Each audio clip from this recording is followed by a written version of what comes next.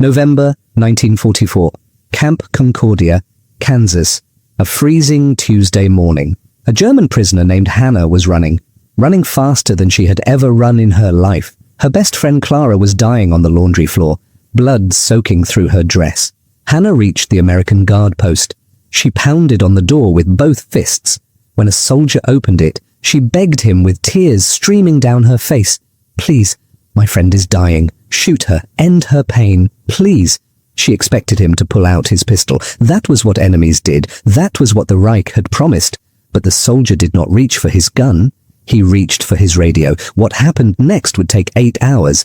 8 hours that would shatter everything Hannah believed about Americans, about war, about humanity itself. What did the Americans do? Did they let Clara die? Did they waste precious medicine on an enemy? The answer will shock you. If you love powerful, true stories from history, hit that subscribe button right now and watch until the end. This story will change how you think about war, enemies, and what it truly means to be human.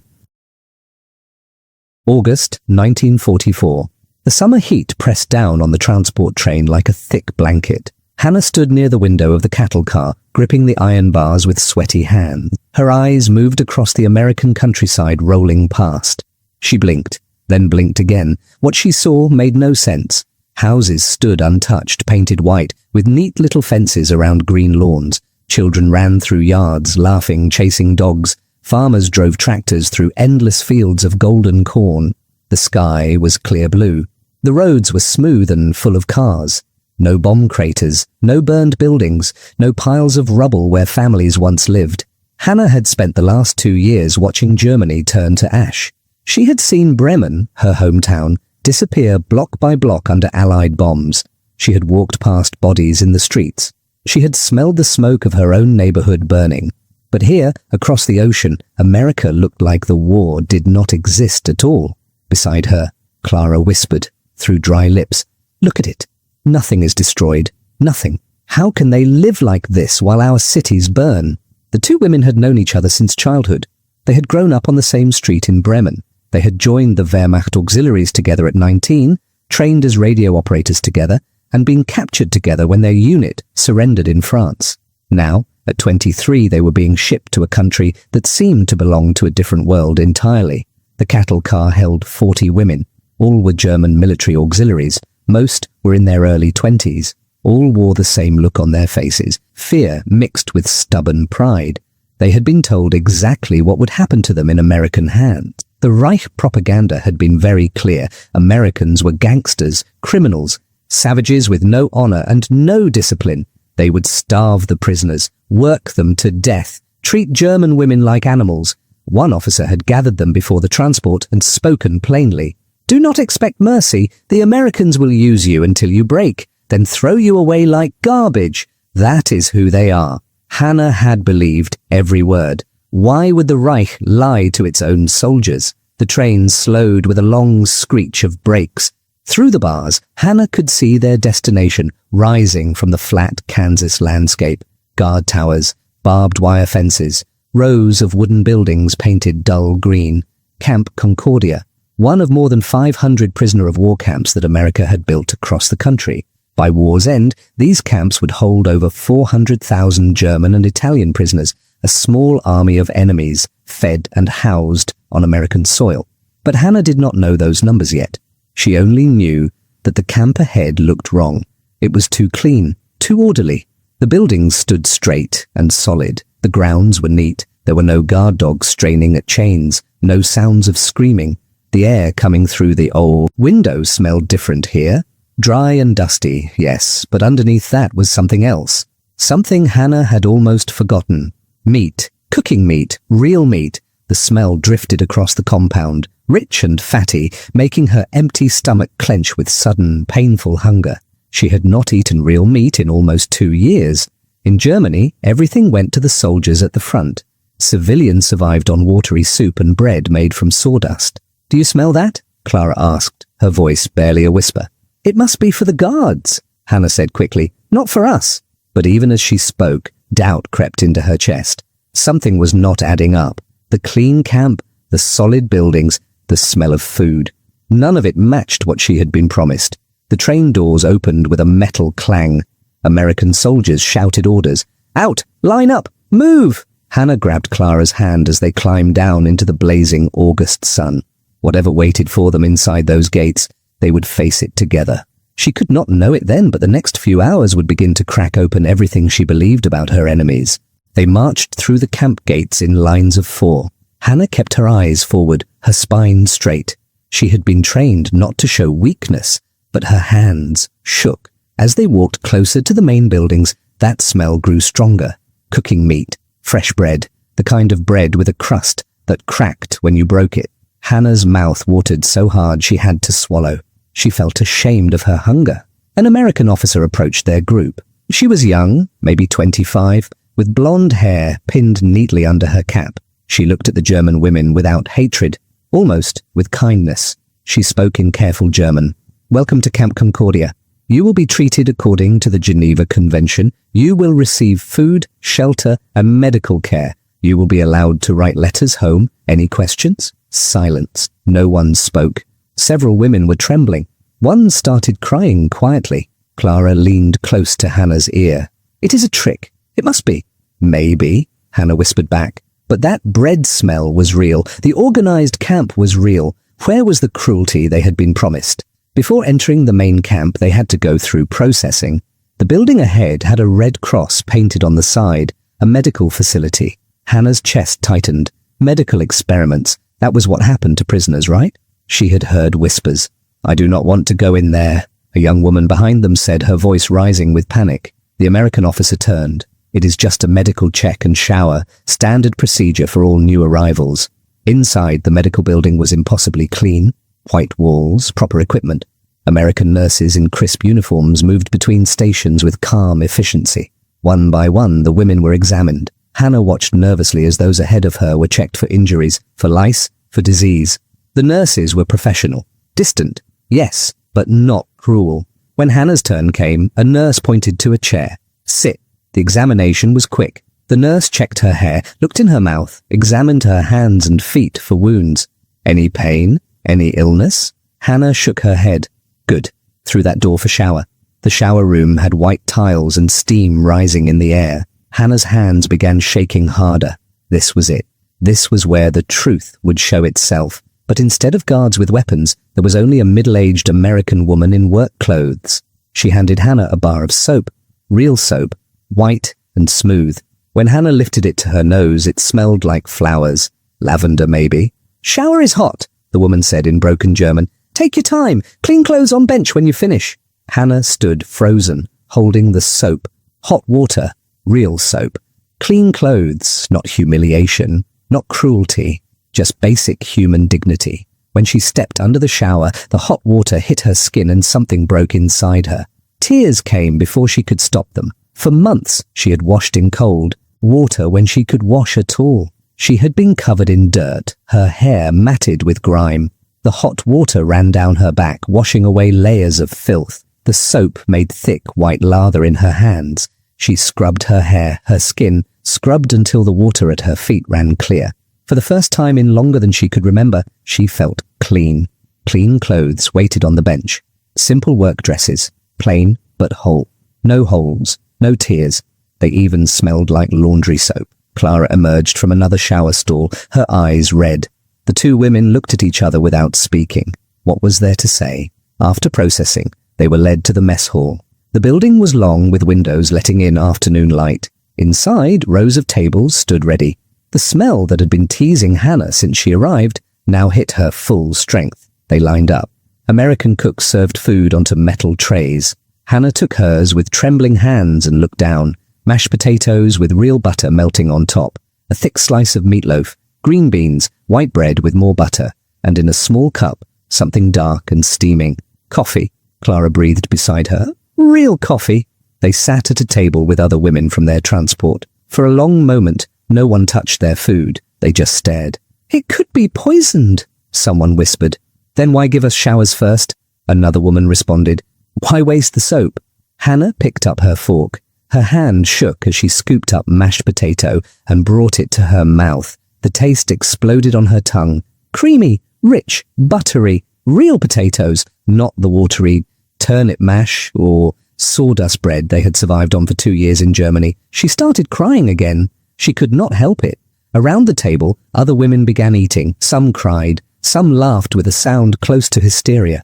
One woman ate so fast she choked and had to be patted on the back. The meatloaf was real beef, ground and seasoned and baked. Hannah had not eaten beef in 3 years. The bread was soft and white, dissolving in her mouth. And the coffee, bitter, strong, and real.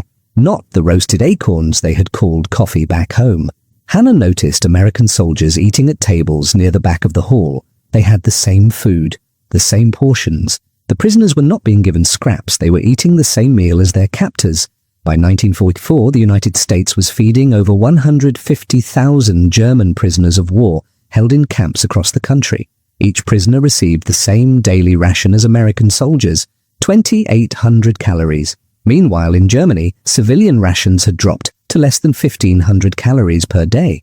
"They feed us like they feed themselves," Clara said quietly. The thought made Hannah's head spin. What kind of enemy did that? What kind of country? After the meal, they were shown to their barracks. Inside were rows of bunk beds. Each had a real mattress, a pillow, and 2 folded wool blankets. Hannah pressed her hand against the mattress. It was thin, yes, but real. Not straw on wooden planks. Not the cold floor she had slept on during the retreat through France. She unfolded one of the blankets. Thick wool. Clean. It even smelled fresh. A stove sat in the center of the barracks. An American guard had shown them how to use it before leaving. "Gets cold here in winter," he had said in simple German. "You will need heat. Heat. In winter. For prisoners." That night, lying in her bunk with a full stomach for the first time in months, wrapped in a clean wool blanket, Hannah could not sleep. Everything they had told her about the Americans was wrong. And if that was a lie, what else had the Reich lied about? Wake-up call came at 6 in the morning, not with screamed orders or violence, but with a simple bell. The women dressed and lined up for morning roll call. Names were called. Attendance was taken. The process was efficient, but not harsh. No one was struck. No one was threatened. Breakfast was served at 7. Every morning the same impossible abundance. Oatmeal with brown sugar, toast with jam, eggs, coffee, always coffee, real coffee. After breakfast came work assignments. Hannah and Clara were assigned to the camp laundry facility. The work was hard, yes. Their hands grew red and raw from washing uniforms for American soldiers. They scrubbed, rinsed, hung clothes to dry, folded them neatly. But here was the thing that made Hannah's brain struggle to understand. They were paid. Paid, in American money, 80 cents per day. Why would they pay us? Hannah asked Clara one morning as they scrubbed stains from an officer's shirt. "We are prisoners. They could force us to work for nothing." An older woman working nearby answered. She had been a school teacher in Hamburg before the war. "Geneva Convention. It requires fair treatment of prisoners, including payment for work." "And they actually follow it?" Hannah asked. The teacher gave her a tired smile. Apparently, with their earnings, the women could buy things at the camp canteen. Small things. Luxuries they had not seen in years. Chocolate bars, cigarettes, extra soap, writing paper. The first time Hannah held enough coins to buy a Hershey bar, she stood outside the canteen for 5 full minutes, just staring at it. The brown wrapper, the name in English letters, chocolate, real chocolate. She had not tasted chocolate in 4 years. In Germany, all chocolate went to the military. Civilians got nothing. When she bit into it, the sweetness almost hurt. It melted on her tongue, rich and creamy. Her knees went weak. She had to sit down on a bench. Clara found her there, tears running down her face, half a chocolate bar in her hand. "I know," Clara said quietly. She held up her own Hershey bar. "I know." The days fell into routine. Breakfast at 7, work until noon, lunch, more work until 6, dinner, then free time. Lunch was always substantial, soup and sandwiches, meat and vegetables. Dinner brought more of the same. Sometimes there was even dessert, apple pie, cookies, cake made with real sugar and real butter. After dinner, the women could write letters home, though American censors read them first. They could borrow books from the camp library. They could just sit and talk. On Sundays, there was no work. They could attend religious services if they wanted, Catholic or Protestant. The camp provided both. The routine became almost normal. That was what frightened Hannah most, how quickly she was forgetting what real captivity should feel like. 3 weeks after arriving at Camp Concordia, Hannah received her first letter from home. The envelope was thin, the paper inside thinner. Her mother's handwriting shook across the page, probably from cold or hunger, or both. Hannah sat on her bunk and read with trembling hand. Bremen was destroyed, her mother wrote. Their house had been hit in a bombing raid. Gone. Nothing left but rubble. She was living in a basement shelter with 6 other families. 15 people in a space meant for one family. There was almost no food except what ration cards allowed, and the rations had been cut again. A slice of bread per day, watery soup, sometimes potatoes if they were lucky. No heat, no electricity. Water came from a communal pump 2 blocks away, and they had to carry it in buckets. The letter ended simply, I am glad you are safe, my darling. Wherever you are, it must be better than here. All my love, Mutti. Hannah folded the letter carefully. Her hands would not stop shaking. Her mother was living in a basement, starving, freezing, and Hannah was here in America eating 3 meals a day, sleeping in a bed with blankets. She had bought chocolate yesterday. The guilt hit her like a physical blow. She doubled over, pressing the letter against her chest, trying not to scream. Clara found her an hour later, curled on her bunk, eyes red and swollen. Letter from home? Hannah nodded. Mine too, Clara said quietly. My brother is missing, probably dead somewhere in Russia. My little sister has tuberculosis, but there is no medicine left in the city. They sat together in silence. Around them, other women read their own letters, crying their own tears. The guilt was collective, suffocating. By late 1944, civilian rations in German cities had been cut to 1,100 calories per day. Children were dying of malnutrition. The elderly froze in their beds. Meanwhile, German prisoners in American camps received 2,800 calories daily. Hot showers, medical care, heated barracks. That evening at dinner, Hannah could barely eat. The food tasted like ash in her mouth. How could she swallow this beef when her mother was starving? But she ate anyway, because her body needed it, because refusing would change nothing. The routine continued. Wake, work, eat, sleep, repeat. Hannah started to notice things about the American guards. They were so casual, so relaxed. They chewed gum while on duty. They made jokes with each other. They listened to jazz music on small radios. One guard, a young man named Tommy, who sometimes worked near the laundry building, tried to teach them English phrases. Hello, thank you, please, you're welcome. He was friendly. Not in a threatening way, just friendly. Like they were people, not enemies. After 6 weeks, Hannah noticed something else. Her body was changing. She looked down at her arms one morning. They had filled out. Not fat, but healthy. The sharp angles of starvation had softened. When she caught her reflection in a window, she barely recognized herself. Color had returned to her cheeks. Her hair, washed regularly now, had regained its shine. She looked healthy. The enemy had made her healthy while her own country let her starve. That thought haunted her more than any nightmare. October came, bringing cooler weather to Kansas. The women were issued warmer clothes, sweaters, jackets, proper shoes with thick soles. No one had asked for them. The Americans simply provided them.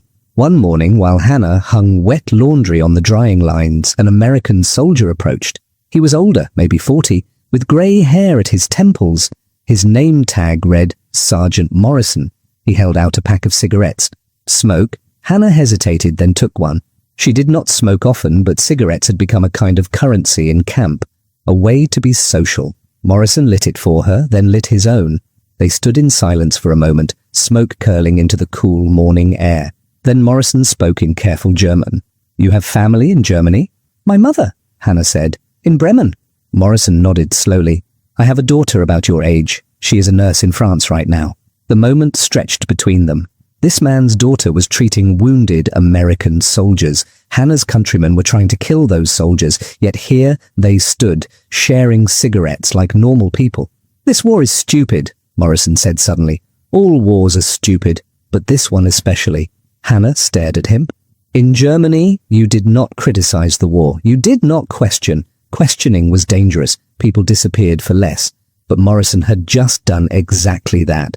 An American soldier criticizing the war, and no one arrested him. He took another drag on his cigarette. You are young. You should not be here. You should be home, living your life. There is no home to go back to, Hannah said quietly. Bremen is destroyed. Morrison looked at her with something like pity. Yeah, war does that. He stubbed out his cigarette and walked away, leaving Hannah standing there with questions spinning in her head. Interactions like that became common as weeks passed. The American guards were not cruel. They were not even particularly strict. They did their jobs with tired professionalism, like men who would rather be anywhere else. Tommy, the young guard who taught them English, sometimes brought magazines. Life. Look, the Saturday Evening Post. The women gathered around them like children around a storybook. They stared at photographs of American life. The abundance shocked them. Page after page of advertisements, cars, refrigerators, washing machines, and food, so much food, photographs of families gathered around tables loaded with turkeys, hams, pies, vegetables.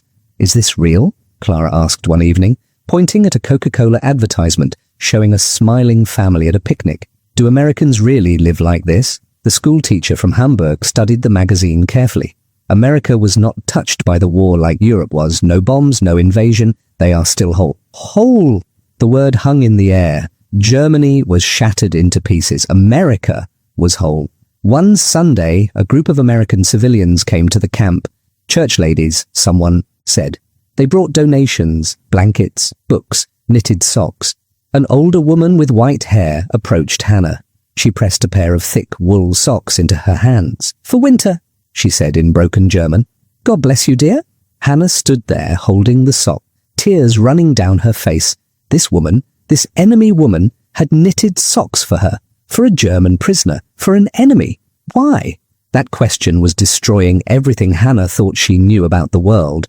At night, after lights out, the women whispered in the darkness. They debated what it all meant. This is psychological warfare, one woman insisted. They are trying to break our spirits. By feeding us, another responded.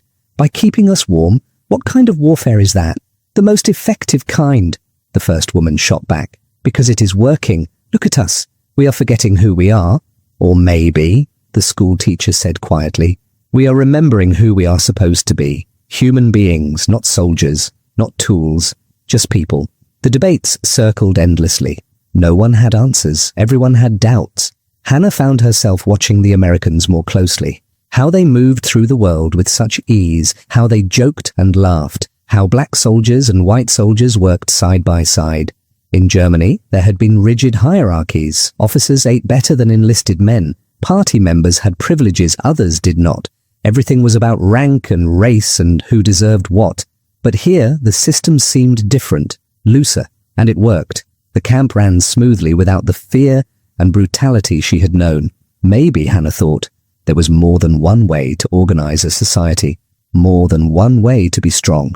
The thought was dangerous, treasonous even, but it would not leave her alone. By late November, Hannah had been at Camp Concordia for 3 months. She had gained 12 pounds. Her hair was healthy. Her skin had color. She slept in a warm bed every night, and every morning she woke up feeling guilty for being alive and well, while Germany burned. But underneath the guilt was something else, something she was almost afraid to name. Relief. She was relieved to be here, relieved to be safe, relieved to be a prisoner. What kind of person felt relief at being captured by the enemy? It happened on a Tuesday morning in late November. Hannah and Clara were working in the laundry as usual. Steam rose from the washing basins. The air smelled of soap and wet fabric. Clara had complained of stomach pain the day before, but said it was nothing. Probably just ate something that disagreed with me. But that morning, Clara looked wrong. Her face was pale, almost grey. Sweat beaded on her forehead, despite the cold. Are you all right? Hannah asked. I am fine, Clara said, but her voice was strained. Just the pain is worse today. By mid-morning, Clara was leaning against the washing basin, gripping the edge with white knuckles. Her breathing came fast and shallow. Clara, you need to see the doctor. No, Clara shook her head. It will pass. I just need to... She never finished the sentence. Her eyes rolled back. Her knees buckled. She collapsed. Hannah caught her before she hit the concrete floor. She lowered Clara down as gently as she could, her heart hammering in her chest. Help! She screamed in German, then in broken English. Help! Please! Blood was seeping through Clara's dress, dark red, spreading across her abdomen. Hannah pressed her hand against the wound, trying to stop the bleeding. But she knew. She had seen this before during the chaotic retreat through France. Internal bleeding, probably a ruptured appendix. Without surgery, Clara would die. Slowly, painfully. And the Americans would never waste surgery on an enemy prisoner. Why would they? Better to end it quickly. Better to shoot her than let her suffer for hours. That was mercy. Hannah looked down at her best friend's pale face. They had known each other since they were 7 years old. They had grown up together, learned to ride bicycles together, joined the war together. She could not let Clara die in agony. "Stay with her," Hannah shouted to the other women. Then she ran. She sprinted across the compound, her lungs burning. She reached the guard post and pounded on the door with both fists. A young American soldier opened it, surprise on his face. "Please," Hannah gasped in English. "My friend, dying. Please shoot her. Mercy, please." The soldier's eyes went wide. "Shoot her? What? No, wait!" He grabbed his radio and barked into it. "Medical emergency, laundry building, need ambulance now." Within seconds, alarms were sounding across the camp. Not battle alarms, medical alarms. "Show me where she is," the soldier said. "Quick." Hannah stared at him, not understanding. Then it hit her. They were not going to shoot Clara. They were going to try to save her. The ambulance arrived in less than 3 minutes. 2 medics jumped out with a stretcher. Hannah led them to the laundry building where Clara lay on the floor, barely conscious. The medics worked fast, checking pulse, blood pressure, examining the wound. "Possible ruptured appendix," one said in English. "We need to get her to surgery, now." Surgery. The word hit Hannah like a punch. They lifted Clara onto the stretcher, started an IV line right there, wrapped her in blankets. Hannah followed them to the ambulance. "Please," she said to one of the medics, "can I come? She is my friend. She will be scared alone." The medic looked at the guard, who shrugged. "Need permission from the captain?" The captain arrived moments later. He looked at Hannah, then at Clara on the stretcher. "She can go," he said. Then he pointed at a guard standing nearby. "Davis, you go with them." The ride to the hospital in the nearby town of Concordia was a blur. Hannah sat in the back of the ambulance, holding Clara's cold hand. Clara's eyes fluttered open briefly. "Hannah," she whispered, "I am here. You will be all right. The doctors will help you." "Will they?" Clara's voice was so faint. "Why would they?" "I do not know," Hannah admitted, "but they are trying." At the hospital, everything moved even faster. Clara was rushed through doors marked surgery. Nurses surrounded her, taking vitals, preparing her. A surgeon appeared. He was older, maybe 50, with grey hair and steady hands. He looked at Clara's chart, then at Clara herself. "Ruptured appendix with peritonitis," he said to the nurses. "Prep or type and cross for blood. Let's move." Hannah grabbed his arm.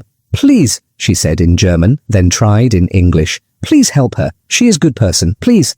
The surgeon looked at her with something like compassion. He answered in careful German. "We will do everything we can, I promise."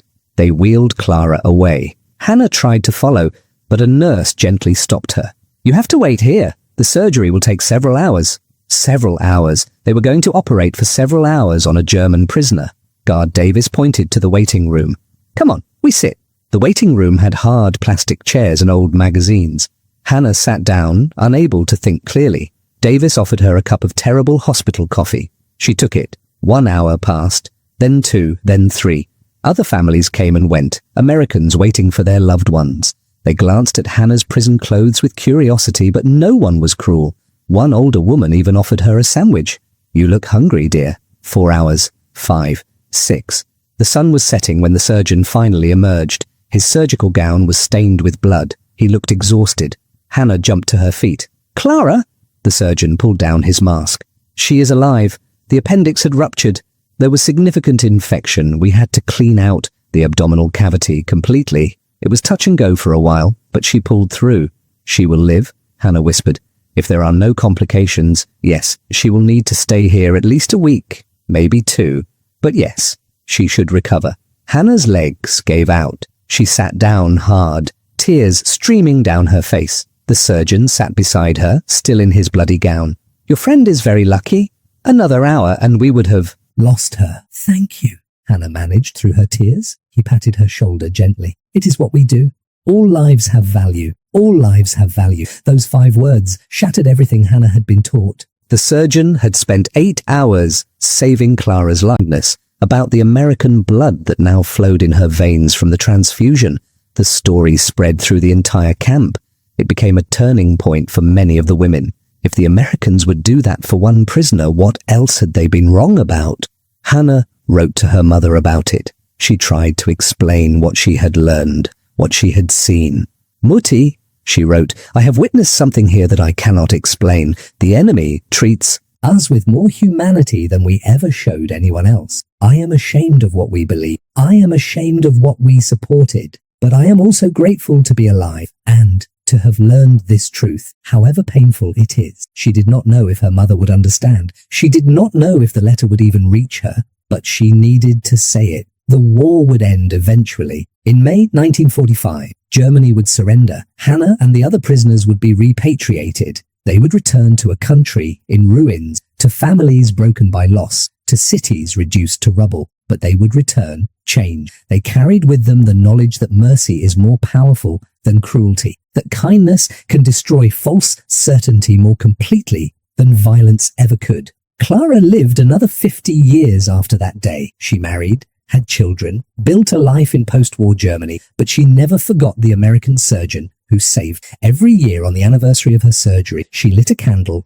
and said a prayer of thanks. "He did not have to," she would tell anyone who asked. "That is what makes it matter. He did not have to save me, but he did anyway, because in his world, my life had value, even though I was." Years later, Hannah would tell her own children about the day Clara almost died, about running to the guard post and begging them to shoot her friend, about the 8-hour surgery that followed. "That was the moment," she would say, "when I understood that everything I had been taught was wrong. The Americans could have let Clara die. Why waste resources on an enemy?" They did not see her as an enemy. They saw her as a human being in need of help. And that, Hannah would tell her children, is the difference between civilization and barbarism. Not the weapons you have or the battles you win, but how you treat the helpless, how you treat your enemy. That simple plea, "Please just shoot her," became the moment when Hannah's entire world shattered and rebuilt itself. The Americans did not shoot Clara. They fought for 8 hours to save her life. They used their blood, their medicine, their expertise, not because they had to, but because they believed all lives have value. For Hannah and the other German prisoners at Camp Concordia, that surgical 8 hours of delicate surgery, American medical supplies, American blood in the transfusion, American expertise, all for a German prisoner, an enemy, because all lives have value. The Reich had taught Hannah that some lives mattered more than others, that Germans were superior, that enemies were less than human, that resources should never be wasted on the weak. But this American surgeon had just proven that teaching wrong with his actions. Hannah was allowed to see Clara in the recovery room. Clara lay in a hospital bed, pale but breathing. IVs ran into both arms, bandages covered her abdomen, but her chest rose and fell steadily. She was alive. Hannah took her friend's hand and wept, not just from relief, but from the weight of understanding. Everything she had believed was a lie, and that was the most terrifying revelation of all. Clara spent 12 days in the hospital. Hannah was allowed to visit every day, always with guard Davis escorting her. The hospital staff treated Clara like any other patient. The nurses checked on her regularly. They changed her bandages, brought her meals, gave her pain medicine when she needed it. One nurse, a young woman named Betty, was especially kind. She brought Clara extra pillows, helped her sit up to eat, chatted with her in broken German about simple things. The weather, Betty's cat, a movie she had seen, normal conversation, human conversation, as if they were not enemies at all. On the 4th day, Clara was awake enough to really talk. Hannah sat by her bed holding her hand. "I thought I was going to die," Clara said quietly. "I could feel it. The darkness coming." "I thought you would too," Hannah admitted. "That is why I asked them to shoot you. I thought it would be mercy." Clara smiled weakly. "But they did not shoot me. They saved me instead." 8 hours, Hannah said. "The doctor told me. 8 hours of surgery." They sat in silence for a moment. "Hannah," Clara said finally, "we were lied to about everything." "I know. The Americans are not monsters. They are," Clara's voice caught. "They are better than we were. Better than the Reich." Saying it out loud felt like treason, but it also felt like truth. When Clara was finally released and returned to camp, the other women crowded around her. They wanted to hear the story, wanted to know what happened. Clara told them about the surgery, about the surgeon who worked for 8 hours, about the nurses who treated her with kindness.